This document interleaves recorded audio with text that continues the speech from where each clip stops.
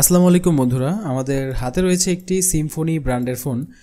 এই ফোনটির একটা প্রবলেম হয়েছে, সেটা হচ্ছে যে ফোনটি আমরা নতুন টাচ ডিসপ্লে লাগিয়েছি, তো যার পর থেকে ফোনের স্পিকারও চলে না, আবার ফোনের মাইকও চলতেছে না, অর্থাৎ ফোনের স্পিকার এবং মাইক্রোফোন দুইটার একটাও কাজ করছে না। তো দেখতে পাচ্ছেন ফোনটা আমরা কিন্তু অন করেছি, বাট এখানে কিন্তু ফোনের রিংটোনটা বাজতেছে না। তো আমরা একটু ফাংশন থেকে আপনাদেরকে চেক করে দেখাই যে আসলে সমস্যাটা কি। আমরা এখান থেকে রেকর্ডার চালু করলাম, তো এখানে কিন্তু যদি মাইক্রোফোনটা ভালো থাকতো, আমরা যেই শব্দ করার চেষ্টা করছি এখানে ডিসপ্লের মধ্যে গ্রাফ উঠতো, এখানে কিন্তু একটা গ্রাফ দেখা গেত যে না সাউন্ডটা বাড়তেছে কমতেছে, কিন্তু তেমন কোনো কিছুই দেখা যায় না, মানে হচ্ছে আমাদের মাইক্রোফোনটা চলছে না। তো এখন আমরা একটু সাউন্ডটা চেক করি। সাউন্ডের জন্য আমরা সেটিংসে গিয়ে এখান থেকে সাউন্ড চেক করব। তো দেখতে পাচ্ছেন এখানে আমরা রিংটোন বাজাচ্ছি, বাট কোনো ধরনের শব্দ কিন্তু করছে না। তো বুঝতেই পারছেন আমাদের মূলত প্রবলেম হয়েছে স্পিকার এবং মাইক্রোফোন। এখন কিভাবে আমরা এই ফোনটা সমাধান করব এবং কি কারণে এই সমস্যাটা হয়েছে সেটা হচ্ছে সবচাইতে গুরুত্বপূর্ণ বিষয়, সেটা আপনাদের সামনে তুলে ধরার চেষ্টা করব, তাই ভিডিওটি অবশ্যই মনোযোগ সহকারে দেখতে থাকুন। বন্ধুরা, এখানে একটা জিনিস লক্ষ্য করেন, এটা হচ্ছে আমাদের স্পিকারের যে লাইনটা সেটা হচ্ছে ডিসপ্লে থেকে এসেছে, ডিসপ্লের সাথে একটা লাইন অ্যাটাচ রয়েছে। তো আমরা একটু পুরাতন যে আগের ডিসপ্লেটা ছিল সেটার সাথে একটু কম্পেয়ার করব। তো দেখেন আগের যে র্যাবনটা ছিল, মানে ডিসপ্লের আগের যে নষ্ট ডিসপ্লেটা ছিল সেটার এখানে কিন্তু কয়েল আছে, বাট এখানে কিন্তু সেম টু সেম জায়গার মধ্যে ক্যাপাসিটার আছে। কয়েল হচ্ছে লাইনটাকে পাস করতে পারবে, বাট ক্যাপাসিটার কিন্তু লাইনটা সিরিজ অবস্থায় পাস করতে পারবে না।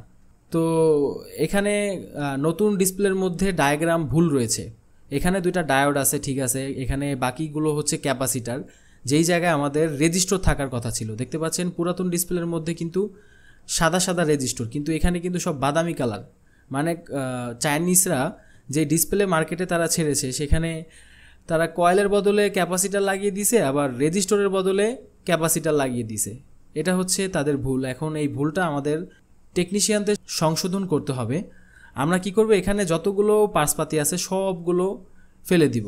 এখন ফেলে দেওয়ার মানেটা কি, সেটা হচ্ছে যে এখানে সিরিজ লাইনের মধ্যেও ক্যাপাসিটার লাগানো, আবার প্যারালাল লাইনের মধ্যেও ক্যাপাসিটার লাগানো, যেটার পরিবর্তে কয়েল এবং রেজিস্টর থাকার কথা ছিল সেখানে কিন্তু ক্যাপাসিটার লাগানো। কিন্তু ক্যাপাসিটার লাগাইলে একদিক দিয়ে তো প্রবলেম আছে, তো যার কারণে এখানে ক্যাপাসিটার থাকলে অনেকটা সমস্যা হইতে পারে। আমরা সবগুলো ক্যাপাসিটার এখানে ফেলে দিব। এখানে বন্ধুরা পুরাতন র্যাবনের মধ্যে যেই কয়টা লাইন আছে সবগুলো হচ্ছে প্যারালাল লাইন, শুধুমাত্র কয়েল দুইটা হচ্ছে সিরিজ ছিল। তো আগের ডিসপ্লেতে যেই কয়টা লাইন আমরা সিরিজ পাবো সেগুলো আমরা জাম্পার করে দিব। তো আমরা এখানে কয়েলের পরিবর্তে এই লাইনগুলোতে চাইলে কয়েল লাগাই দিতে পারি অথবা জাম্পার করতে পারি। তো আমরা এখানে জাম্পারই করে দিচ্ছি। তো ব্যাস, এখন আমাদের এখানকার কাজ শেষ। কারণ হচ্ছে এখানে সবগুলো কম্পোনেন্টই ছিল প্যারালাল অবস্থায়।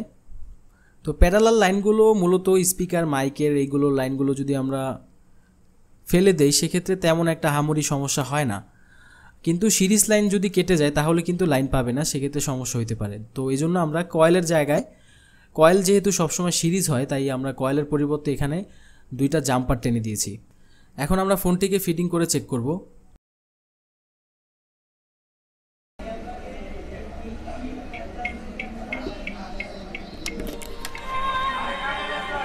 দেখতে পাচ্ছেন বন্ধুরা এখানে কিন্তু শব্দ হচ্ছে, এর মানে হচ্ছে আমাদের স্পিকারটা কিন্তু এখন চলছে। তো এখন আমরা মাইক টেস্ট করব।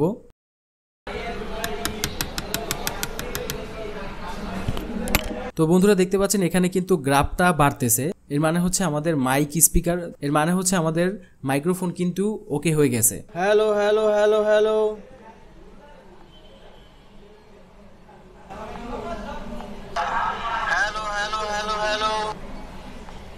তো ছোট্ট একটি ইনফরমেশন দেওয়ার চেষ্টা করলাম।